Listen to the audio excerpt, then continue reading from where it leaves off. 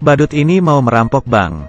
Sesampainya di pintu masuk, satpam berkata, "Sudah tutup, besok datang lagi." Badut itu mengeluarkan uang.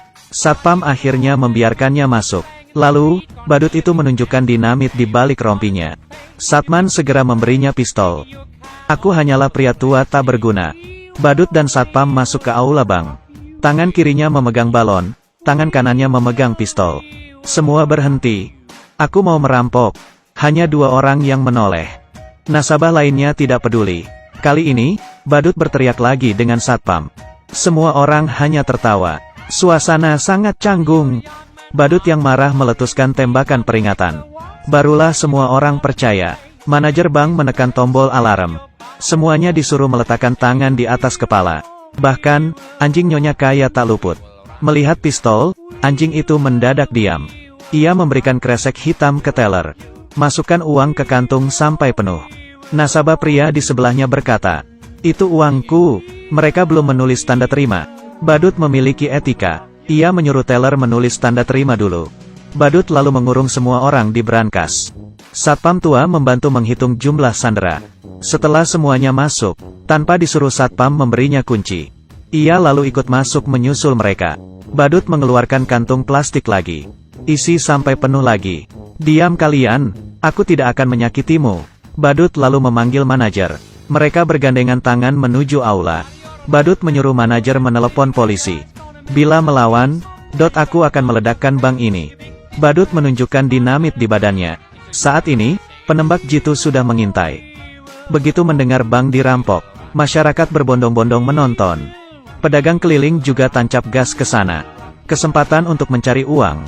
Sandera di dalam brankas. Sangat bosan, ada yang garuk-garuk kaki, merekam pesan wasiat, berdoa rosario, mengunyah permen karet, dan ada yang menangis. Badut yang bosan, mencoba menembak CCTV, tapi, kemampuan menembaknya payah. Pistolnya kehabisan peluru. Semua tembakannya meleset. Ia akhirnya memakai pistol satpam. Sekali tembak, CCTV rusak. Kepala polisi menelepon. "Kenapa tadi kamu menembak?" Badut berkata, "Tadi aku menembak CCTV, karena ia mengamatiku. Sekarang aku butuh bus dengan bensin penuh.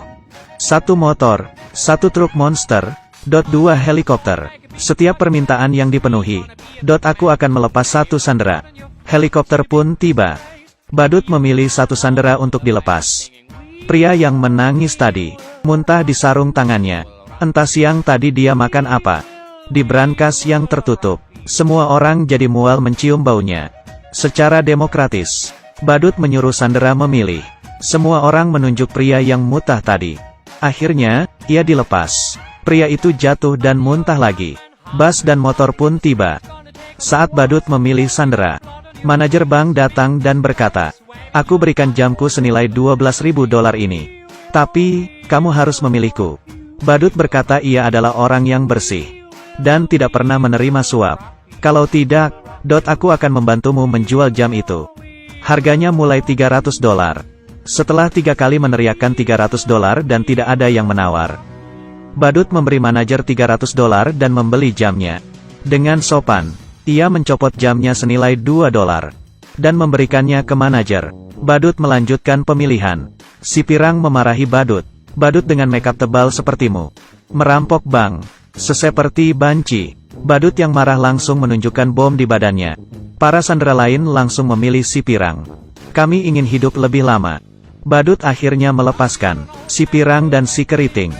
Kepala polisi ingin tahu situasi di dalam. Si pirang diam saja. Si keriting bicara bertele-tele. Saat kepala polisi lengah, si pirang menghapus noda putih di telinga si keriting. Kepala polisi kehabisan pertanyaan, dan melepaskan mereka. Lalu, truk monster sampai. Kepala polisi menelpon lagi, tapi, tidak dijawab. Adegan beralih ke jalan. Mereka bertiga berkumpul, dan merayakannya dengan sampahnya. Rupanya, si keriting tadi adalah badut. Si pirang itu pacarnya. Pria yang muntah tadi adalah temannya. Mereka berdua masuk ke bank dulu dan menyamar sebagai nasabah. Mereka bertiga berpura-pura jadi sandera untuk keluar. Badut menelepon kepala polisi. Ia berkata truk itu terlalu jelek, dan ia tidak suka. Jadi, ia minta truk itu diganti. Bila tidak, sandera akan ditahan. Sebenarnya, Ini untuk mengulur waktu. Saat menutup telepon, temannya tak sengaja menekan klakson. Kepala polisi merasa ada yang salah. Di dalam bank, tidak mungkin mendengar klakson sejelas itu. Polisi akhirnya menyerbu. Di aula, hanya tinggal balon di langit-langit. Mereka bertiga tahu, dan langsung tancap gas ke bandara. Tapi, mereka tak punya peta. Jalanan sekitar terasa asing. Mereka tersesat. Mereka bertanya pada pekerja di pinggir jalan, yang ternyata juga orang luar kota. Mereka juga tidak tahu. Akhirnya, mereka bertemu seseorang yang punya peta. Siapa kira pria itu juga perampok. Ia menodong badut dan mengambil dompetnya. Tapi, di dompetnya hanya ada $4. Badut bilang, "Jamku ini harganya 12.000. Lepaskan kami, dan ini milikmu."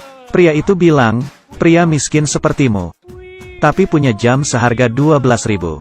Kamu kira aku bodoh?" Lalu ia mengambil koper mereka dan pergi. Koper-koper itu cuma berisi baju mereka. Mereka memutuskan kembali ke rumah si Pirang. Tempat parkir penuh, jadi, mereka parkir di pinggir hidran. Si Pirang berkata, "Dendanya aku yang bayar." Dengan gembira ia memamerkan uang di balik bajunya.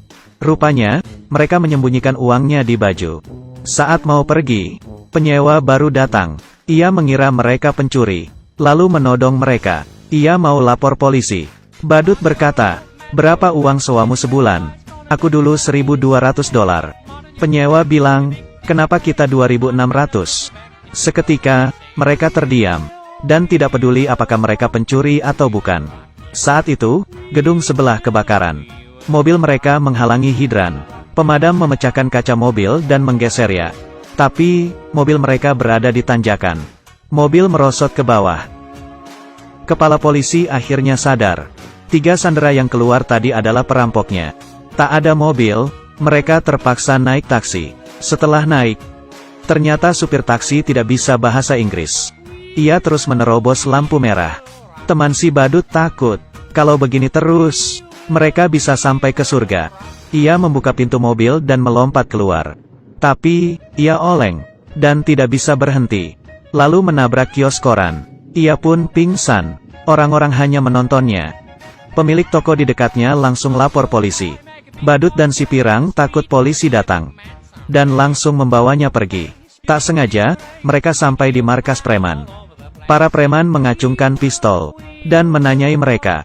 Badut yang cerdas berpikir, bila ia berkata salah masuk, mungkin mereka akan dibunuh. "Kami menagih hutang." Tak disangka, ternyata preman itu punya hutang kepada mafia. Ia bertanya, "Kenapa yang biasa tidak datang?" Badut bilang, "Dia sedang marah.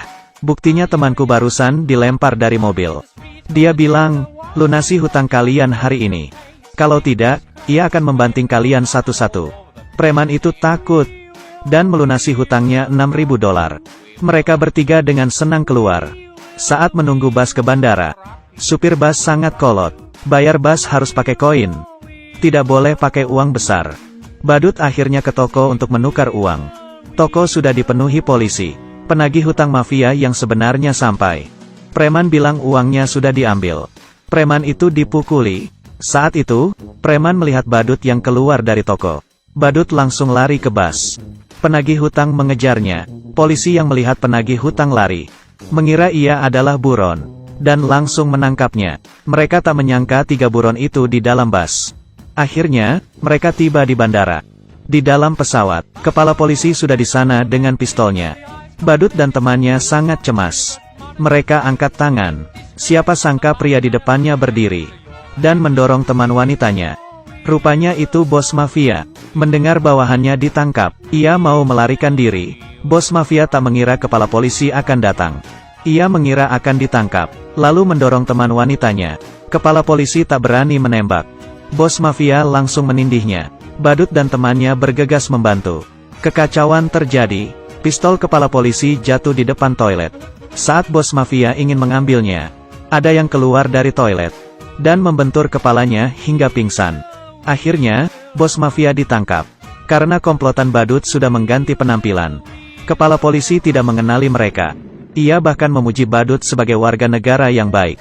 Bahkan mencatat nama mereka. Setelah pesawat lepas landas, kepala polisi baru sadar. Nama yang dicatatnya barusan adalah nama badut perampok bank. Tapi, ia tidak rugi menangkap bos mafia. Keuntungan bos mafia 1 hari setara dengan hasil rampokan badut 1 minggu. Sejak saat itu mereka bertiga hidup bahagia tanpa beban. Film selesai sampai di sini. Ini adalah film komedi tahun 1990. Tentang 3 buronan. Awal film menceritakan kejahatan mereka. Akhirnya film malah menceritakan kisah kepahlawanan mereka.